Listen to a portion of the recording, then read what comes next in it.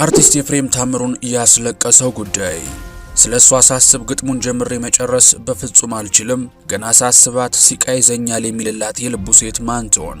በአንድ ወቅት ብዙ ሀብታም ሴቶች ዓለምን እንግዛለ ሲሉት የሰጠው አነጋጋሪ ምላሽና የዘፋኝ ኩሩ ኤፍሬም ታምሩ የተባለለትን አጋጣሚ ልናጫውታችሁ ነው። በኢትዮጵያ ሙዚቃ ታሪክ ውስጥ እንደ ኤፍሬም ታምሩ ያለ የጥበብ የጽናትና የክብር ተምሳሌት ማግኘት እጅግ ከባድ ነው። ከባህር ዳር እስከ አዲስ አበባ ከዚያም እስከ ዓለም አቀፍ መድረኮች የተዘረጋው የኤፍሬም የጥበብ ጉዞ በቤተሰብ ተጽዕኖና በእግር ብረት ስር ተጀምሮ በታላቅ ዝናና የህዝብ ፍቅር የደመቀ አስደናቂ ታሪክ። ዛሬ አርቲስት ኤፍሬም ታምሩ 66ኛ ዓመት የልደት በዓሉን በሚያከብርበት በዚህ ወቅት ከልጅነት ፈተናዎቹ ጀምሮ እስከ ስኬት ማማ ላይ ያደረሰውን እንዲሁም ለእናቱና ለቤተሰቡ ያለውን ጥልቅ ፍቅር የሚዳስሰውን ይህንን ድንቅ የአርቲስቱን ታሪክ በትዝታ መለስ ከሙዚቃዎቹም ጨለፍ እያደረግን በዝርዝር እናስቃኛችሁ ነው። በኢትዮጵያ ሙዚቃ ታሪክ ውስጥ ስሙ ሲነሳ ክብርና ኩራት አብሮት የሚነሳው አንጋፋው ድምፃዊ ኤፍሬም ታምሩ በትላንትናው ዕለት 66ኛ ዓመት የልደት በዓሉን አክብሯል። ይህ ታላቅ አርቲስት በ1952 ዓ.ም በሰሜን ምዕራብ ኢትዮጵያ በባህላዊና ሙዚቃዊ ሴቶቿ በምትታወቀው የጎጃም ምድር ባህር ዳር ከተማ ተወለደ። ያደገው የቤተ ክህነት ትምህርትና መንፈሳዊ ድባብ ባለበት ጥብቅ ቤተሰብ ውስጥ በመሆኑ ገና በልጅነቱ ለሙዚቃ የነበረው ፍላጎት ከቤተሰቦቹ ዘንድ ተቀባይነት አልነበረውም። አባቱ ለሙዚቃ የነበራቸው ጥላቻ በጣም ጠንካራ ከመሆኑ የተነሳ ኤፍሬም ጥበብን ፍለጋ ሲጠፋ በእግር ብረት እስከ ማሰር ደርሰው ነበር። ነገር ግን የጥበብ ጥሪው ከአባት ቁጣና ከእግር ብረት ይልቅ የበረታ ስለነበር ኤፍሬም በደጀን ትምህርት ቤት ቆይታው ኪነትን በይፋ ጀመረ።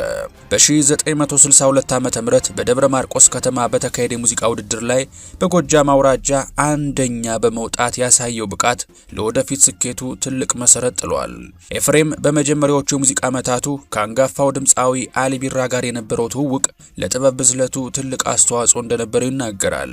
ኤፍሬም ከአልበሞቹ ስኬት ባሻገር በውጭ ሀገራት በሚገኙ የኢትዮጵያ ኮሚኒቲዎች ዘንድ ያለው ተቀባይነት እጅግ ከፍተኛ ከመሆኑ የተነሳ በሰሜን አሜሪካና በአውሮፓ በሚያደርጋቸው ኮንሰርቶች ላይ የሚታየው የህዝብ ብዛት እርሱ የሀገር ፍቅርና የትዝታ ተምሳሌት መሆኑን ያረጋግጣል። ኤፍሬም ታምሩ በኢትዮጵያ ሙዚቃ ታሪክ ውስጥ የዘፋኝ ኩሩ የሚል ልዩ መጠሪያ የተሰጠው ዝም ብሎ ሳይሆን በኪነ ጥበብ ጉዞ ያሳየው የማንነቱ መገለጫ በመሆኑ ነው። ይህ መጠሪያ የተሰጠው ድምፃዊው ለራሱና ለሙያው ካለው ከፍተኛ ክብር የተነሳ ሲሆን በተለይ በአንድ ወቅት በመድረክ ላይ ሲዘፍን የነበረው ክስተት ለዚህ ትልቅ ማረጋገጫ ሆኖ ይጠቀሳል።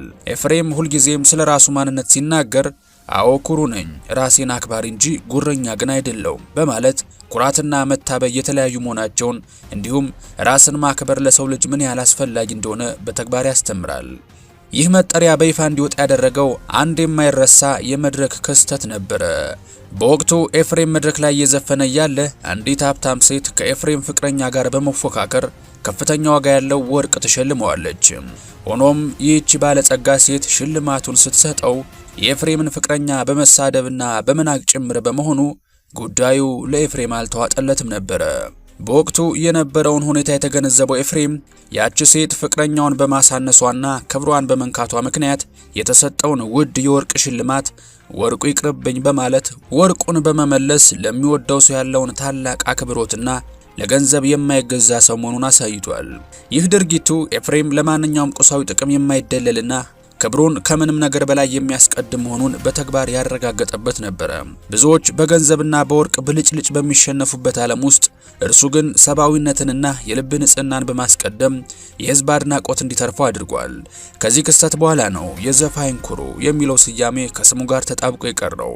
ይህ ኩራት ደግሞ በገንዘብ ላይ የሚደረግ ትዕቢት ሳይሆን ለማንነቱና ለሚወዳቸው ሰዎች የሚሰጠው የክብር መገለጫ ሆኖ በታሪክ ውስጥ ተመዝግቧል።